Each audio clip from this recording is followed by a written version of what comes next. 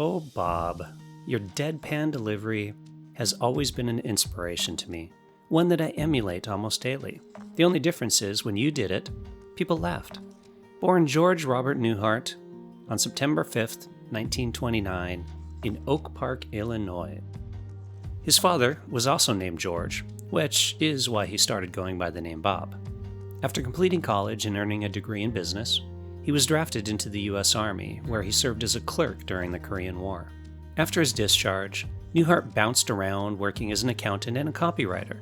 While working, he would often amuse his colleagues by pretending to have phone conversations with imaginary characters, coming up with bizarre scenarios and personalities.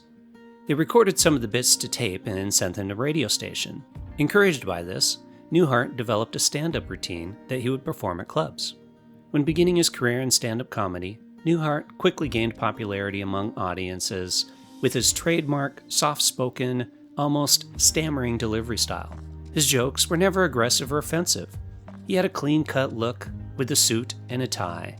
His comedy routine continued using the characters of having conversations over the phone.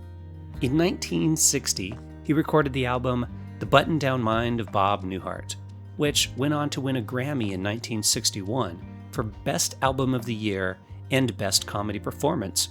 After the success of his comedy album, he was offered a contract with NBC to develop a variety show.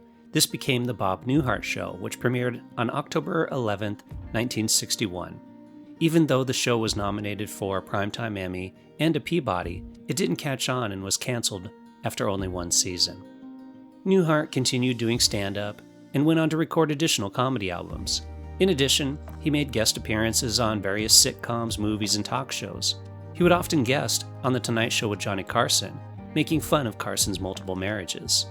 It wasn't until 1972 that he developed another TV show called The Bob Newhart Show. This time around, it was a sitcom instead of a variety show, and this time around, it lasted.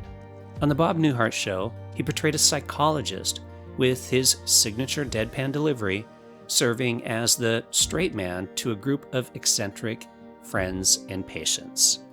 After The Bob Newhart Show, he would develop another popular sitcom, this one simply titled Newhart. In Newhart, he played an innkeeper in rural Vermont. Have you ever heard the line, "This is my brother Daryl, this is my other brother Daryl"? I'm Larry, this is my brother Daryl, that's my other brother Daryl. This is where it originated.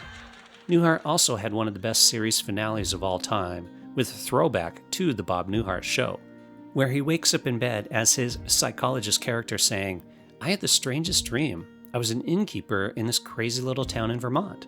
He tried another sitcom in 1992, simply called Bob. That only lasted for 33 episodes. And in 1997, he tried playing a character not named Bob in the short-lived George and Leo, a nod to his actual first name.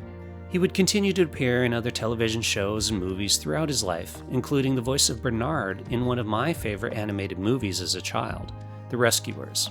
He played the much-loved character Papa Elf in the movie Elf, and of course, reached the heights of highs that an actor can aim for by voicing himself in an episode of The Simpsons. Newhart's list of awards is long, starting with his first Grammy win in 1961. He has multiple Primetime Emmy nominations, including a win in 2016 for Outstanding Guest Actor in a Comedy Series. He won a Golden Globe in 1962. He was given a star on the Hollywood Walk of Fame in 1999.